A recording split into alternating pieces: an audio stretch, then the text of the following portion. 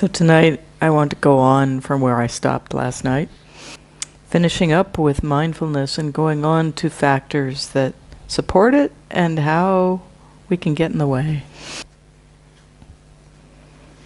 I really love the expression that Ajahn Brahm in Australia has, which is kindfulness. I don't know that that's translatable. It's a play on words, mindfulness, kindfulness. But that fusion of kindness and awareness is so essential because we need to see everything. We need to let in everything to understand the nature of reality. We need to place the entire field of practice in a container of metta. We'll never understand the nature of reality if there's some things that are unacceptable, or we don't want to see them, or we want to see them. And as we go on in the practice, there's a gradual maturing and growing of our ability to note and to notice, to notice and to note. And a gradual unfolding of what is noted, the objects that we see and their nature. And the noticing becomes a habit, an easeful habit that just kind of happens by itself. And a number of you have already reported this. So that even in general activities, when we don't intend to be mindful, it just shows up. And of course, if we've done a lot of metta bhavana, the metta does the same thing. And in our day-to-day life, not so much here on retreat when we have a specific intention, but in our day-to-day life, we can just allow this, however it manifests. I was noticing as I was walking down the driveway at some point today, I came down the stairs, and what was going through the mind was well, happy, peaceful, because I was observing the trees and beings. And that continued until I, started going down the driveway, and then it was this automatic stepping. The awareness of the stepping moved in because I was more focused on where the feet were. Of course, that awareness that I was experiencing wouldn't be as precise and as deep as you are experiencing because I'm not sitting as much as you are. But it was there as a habit, and it manifests in that moment just by itself.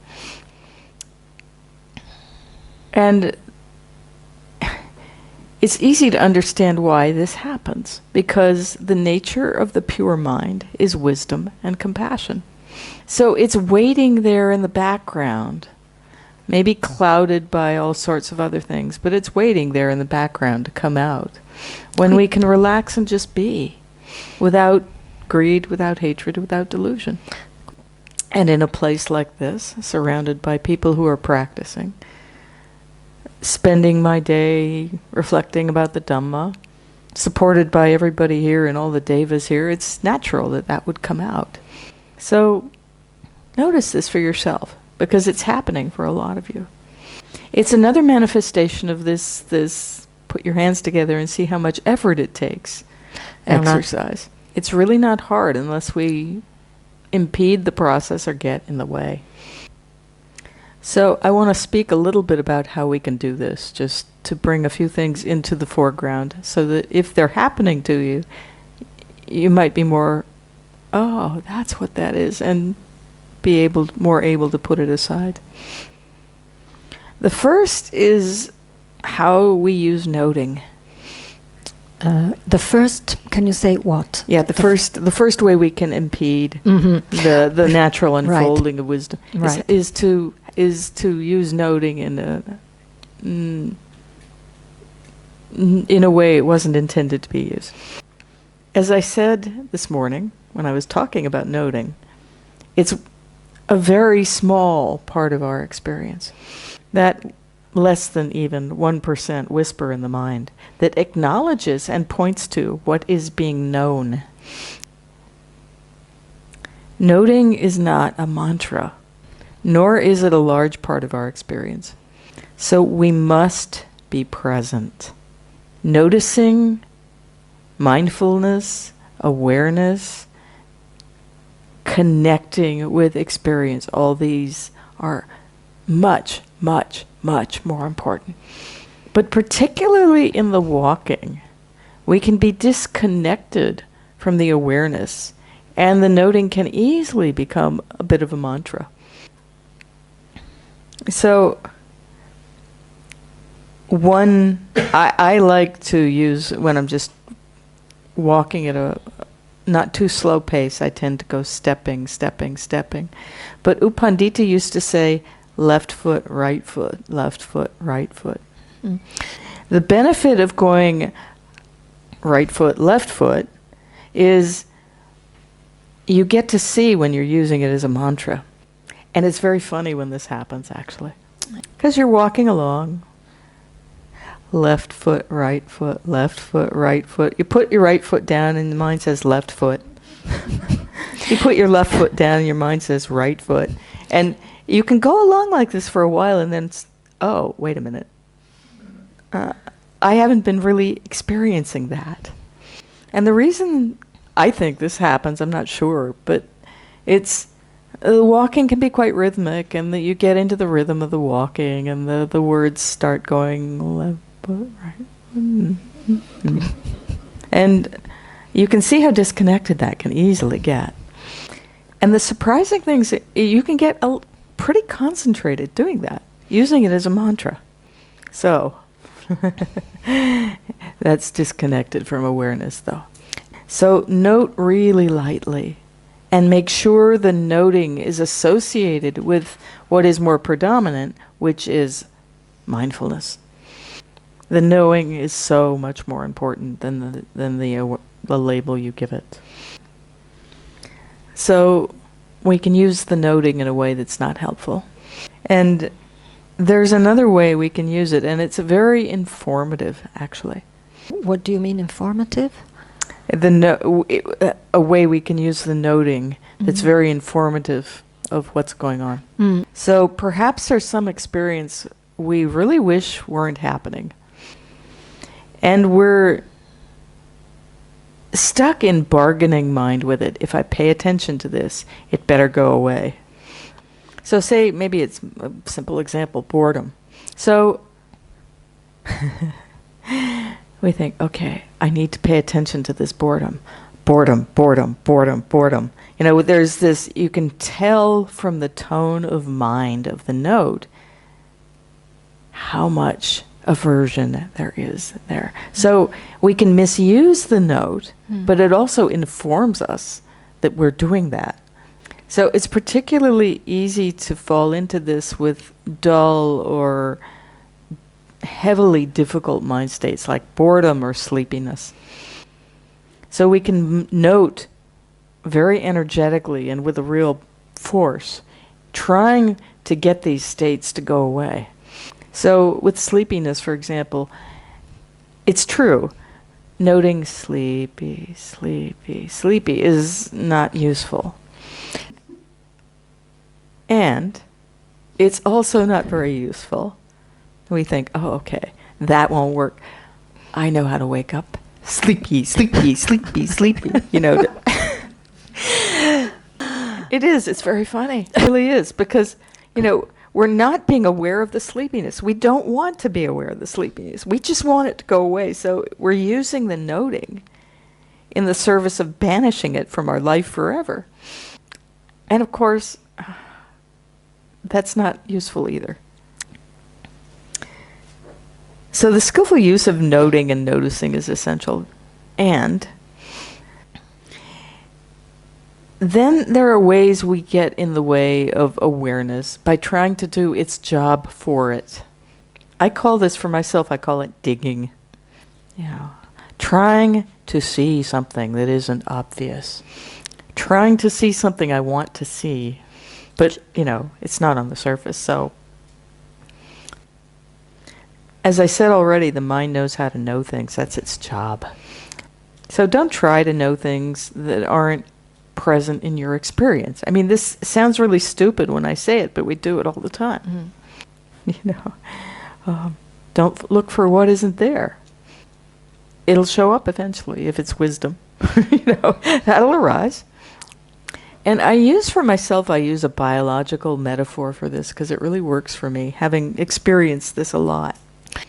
When you're looking, or when you're studying for rare birds, for example, or looking for rare animals, you spend a lot of time doing transects through the forest, walking back and forth, looking, looking, looking. Then, yeah, when you do this, you make a lot of noise, and, for them, to us it's kind of quiet, but everybody knows people are in the forest. More than once this has happened to me when I've been out all day trying to find something, and I get back to base camp, and it's right in a tree over my tent. It's just very funny, too. So we go into the forest of the mind, and we go looking for things, and we crash through the bushes, and of course, everything, it's like, oh, well, we're scarce, we're getting out of here. It's better if we just follow the Buddha's instructions. Go to the forest, sit at the root of a tree, fold our legs, and be quiet. And everything will reveal itself in time.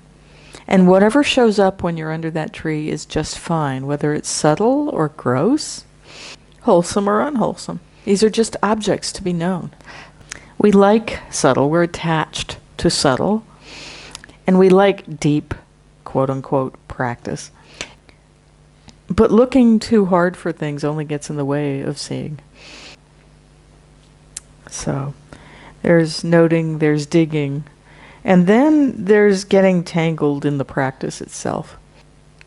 And this is where I really envy people sitting their first Vipassana retreat, because this probably won't happen to you.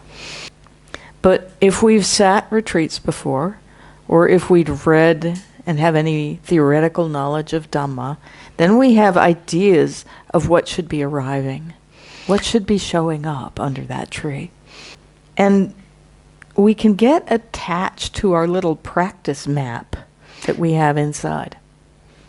I had a moment the other day where I was sitting here, and there were these sensations on my face that are very familiar, that happen at a certain point in concentration, and I thought, right on time. That's exactly, I have an idea of what this is and when it should show up. But that was just delusion. That was just an idea. So, anticipation is so difficult to work with, because it's what happens when we got caught in these inner maps. In the Zen tradition, they speak all the time of beginner's mind, and this is definitely pointing at the opposite of this anticipatory process. Of course, mindfulness. Just notice anticipation. Note it. Oh, anticipation feels like this. Get to know how it behaves as a process. And this business about where we are in the practice, our little maps, it helps to radiate some compassion to yourself when you're stuck in one of these. Because these maps are often a way to give us some distance from just really profound vulnerability of not knowing. The whole process of the practice takes us to very vulnerable places. And it's very hard to feel this and to experience it. An inner map that we've constructed or that we've learned about can be quite comforting. It's like, oh, okay, I'm going through this. Then next will be this, and then next will be that. We feel like we're going somewhere with this, and we know where we are. But fundamentally, we have no idea what will happen in the next second, let alone, down through our practice, down the, years. That map isn't real, it's just an idea. We've made it up. And we can try to jam our practice into it, but the practice isn't, the practice doesn't go nicely into little ideas. So, compassion is very helpful here. And knowing maps as maps. And, on one level, maps are very, very useful. But I'm very, very glad that I never had read The Progress of Insight before I did a lot of practice. Because really, it just does put your practice into a place where it doesn't need to be.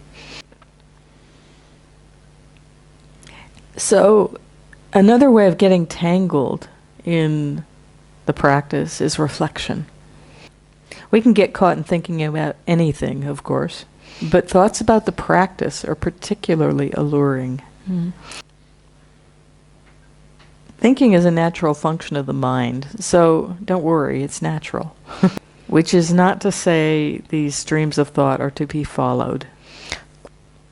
But please remember, thinking is just another object to be known, so pay attention to this. This can be particularly difficult if you've had a really interesting experience, or a really different experience, or a very new experience. Thoughts about an experience like that can have a very, very strong gravitational field. We're trying to figure out what we just experienced and put it into context. And when we think about it again and again and again, we think we're deepening our understanding of what just happened. But the moment you think about an experience, by definition, you're out of it. There's a beautiful sutta in the Majjhima Nikaya, or a couple of suttas. The Bade Karata Sutta is one of them. And it's one of the most, it uses as the beginning of the sutta one of the most powerful verses in the Pali Canon, for me anyway. I find it very, very, very supportive. And I know I'm not the only one, because it's up there on the bulletin board. And it begins with, "Let one not resurrect the past, or on the future build one's hopes. For the past is gone, and the future has yet to arrive. Instead, with insight, let one see each presently arisen state. Let him know that and be sure of it invincibly, unshakably." So in this context, the beginning, that part of that verse, well, we've had an interesting experience. And then we start thinking about it again and again. Oh, that light, it was so amazing. Or on the future, build one's hopes. Oh, I wonder what's going to happen next. Well, Mahasi Sayadaw said this. I wonder if this is what's happening to me.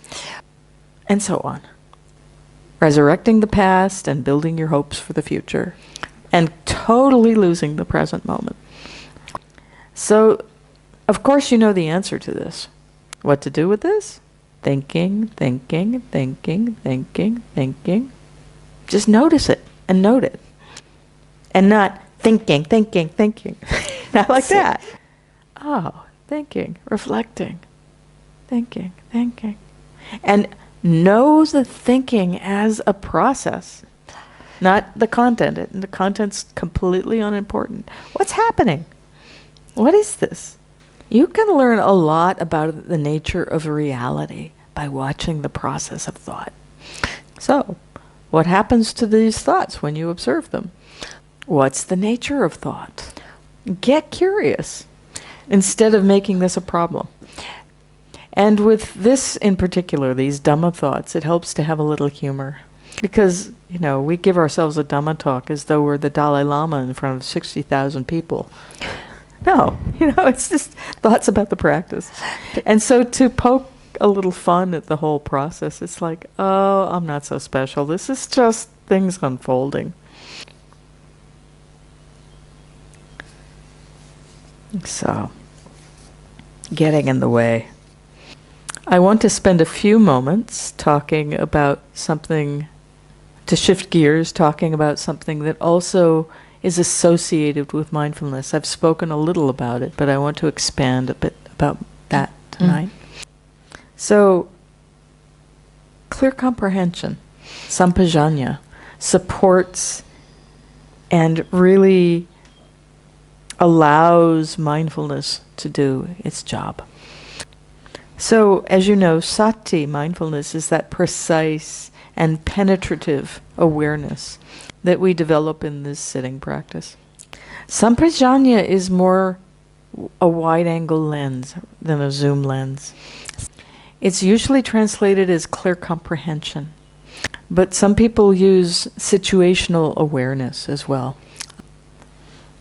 And it's more a broad awareness that we use in general activities, for example, when we're walking, sitting, lying down, eating, working. Mangiando, non so.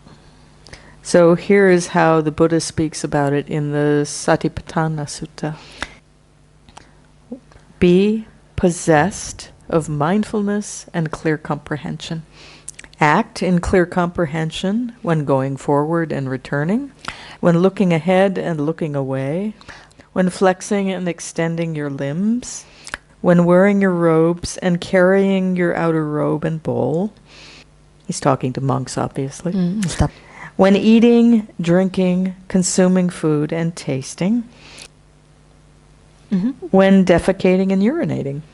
When walking, standing, sitting, falling asleep, waking up, talking, and keeping silent.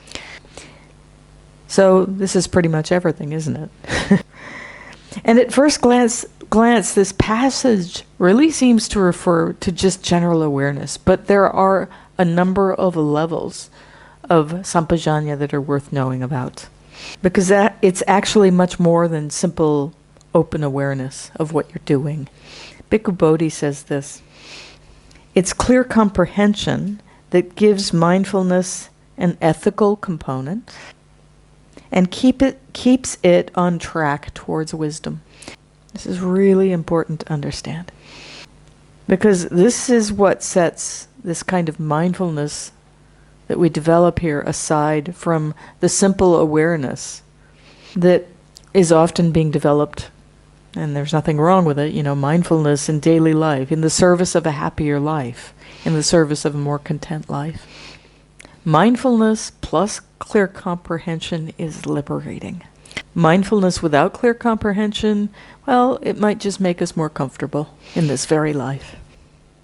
And actually, there's nothing wrong with being more comfortable in this very life, but they're two different things. So basically, clear comprehension informs us about what we're doing and saying and thinking in terms of, is it wholesome or not? Is it beneficial or not? Does it lead to wisdom or not?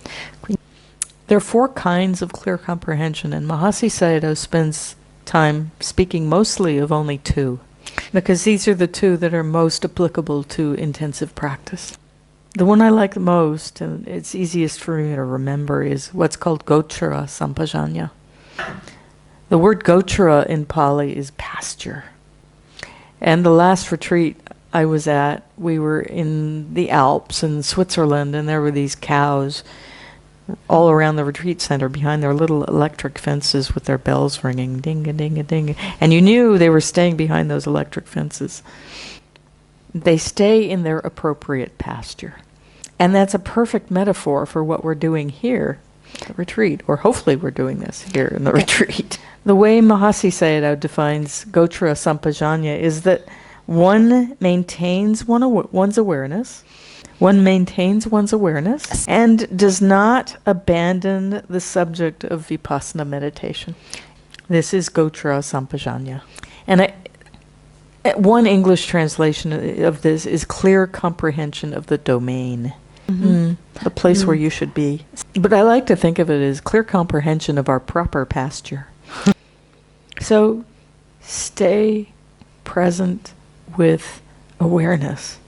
Invincibly, unshakably, as the sutta says. And that guarantees you will be fulfilling this kind of sampajanya. Think of it as continuity in everyday life. So everyday life here on retreat, when you get up from your cushion, your general activities, don't desert the subject of meditation. Don't leave your proper pasture. Nor in the dining room. And I've spoken quite a bit about practice in the dining room, but what I haven't spoken of is practice in your room. And the dining room is difficult enough, but your room is even harder. Because for starters, the moment you close the door,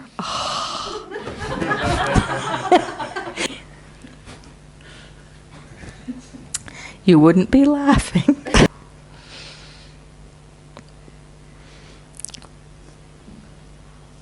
Not to abandon the subject of meditation like we just did. It's very familiar, this desertion. Especially when nobody is watching us. And it's so funny because we all do it.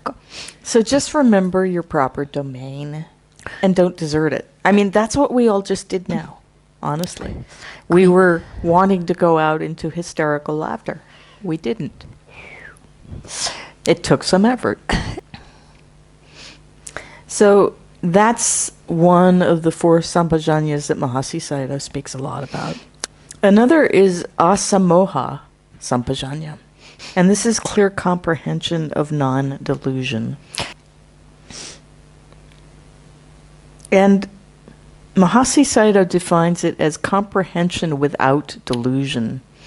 The clear perception of reality that comes with an understanding that there is no I, me, or mine behind any of this. It understands that everything changes. And because everything changes, it is inherently unsatisfactory. And then we can judge this from our own personal experience. So, clear comprehension of non-delusion is seeing reality in line with an understanding of anicca, dukkha, anatta, and the direct personal experience of that. And this kind of clear comprehension is what gives us space, inner space, and resilience. Because we don't demand perfection of something that's inherently imperfect. So, those are the 2 kinds of clear comprehension that are most appropriate in the practice. And so, as you go up the stairs, in your general activities, in your room, staying in your proper posture, and inclining to understanding anicca, dukkha, anatta. So just for your general understanding, the other 2 kinds of clear comprehension are more appropriate in more active areas of life than intensive retreat. One is the clear comprehension of benefit, and the other is the clear comprehension of suitability. So it's basically, is this useful or not? Is this wholesome or not? And is it suitable that I do it or not? Do say what So, both of these are obviously very useful in daily life. But in retreat, it helps to pay attention to them as well. For example, with the schedule as it is, with these big blocks of open time that you can decide, well, should I sit now or should I walk? Well, is this useful or not? Is my intention wholesome or not? Or up in the dining room, deciding what to eat. Is this appropriate that I take this? Do I need this or do I just want this? Questions like this that are, basically articulations of clear comprehension. So acting in clear comprehension, mindfulness and clear comprehension together are very powerful. All of this, mindfulness, as I've been speaking about for several sessions now, morning and evening, and clear comprehension, all of this takes being careful. In Myanmar, at any construction site, or if they're digging a hole in the street, you'll see a big sign. It says, Sati. That's the Burmese equivalent of, caution. Be careful. It's dangerous here. You might fall into a hole, or something might fall on your head. Or if you walk here, you might get run over by a train, Sati. Be careful. Be attentive, because life is dangerous. The darkness of delusion around us is very, very deep. It's so easy to get caught in greed, in aversion, in delusion. What just happened about 5 minutes ago could have easily turned into the whole room laughing for 5 minutes. Getting caught in the loba of that, the greed of having this funny experience together. But carefulness. We know this doesn't go anywhere useful. The sayadaws, after you chant the homage to the refuges and the precepts, they also always intone apamadena sampadeta. And that word apamadena, with heedfulness, is what it means, with heedfulness. Yeah, heedfulness, what's to be another? heedful, to be careful. And often that passage, that those two words are translated as please strive with diligence. But it also more literally means please strive carefully. Please strive heedfully. Understanding the dangers of greed, hatred, and delusion, and guiding the mind always towards the wholesome, towards paying attention kindly. So, mindfulness, clear comprehension, heedfulness, apamada. These are our best friends on retreat, whether we're practicing vipassana or actually practicing metta. But of course, especially in the vipassana practice, they come into the foreground. And they're humble, they're not fancy, they're not very exciting. Sono cose umili, non particolarmente brillanti o eccitanti. But they have the power to transform the mind and the heart. I want to close with a beautiful quote from Bhikkhu Bodhi, who has a wonderful way with language. And this is not about clear comprehension or apamadena, but it's about mindfulness, but yeah, I love it. He says, mindfulness walks slowly and deliberately, and its daily task is of a rather humdrum nature. Yet, where it places its feet, it cannot easily be dislodged, and it acquires and bestows. It acquires and bestows true mastery of the ground it covers. Sorry? True mastery of the ground it covers. Actually, that sounds beautiful in Italian. So mindfulness walks slowly and deliberately, and its daily task is of a rather humdrum nature. Yet where it places its feet, it cannot easily be dislodged, and it acknowledges and bestows true mastery of the ground it covers. True mastery. This is where this is headed. If we keep it simple, the entire Dhamma will be revealed. So, thank you for your kind attention. Let's sit and let the words settle.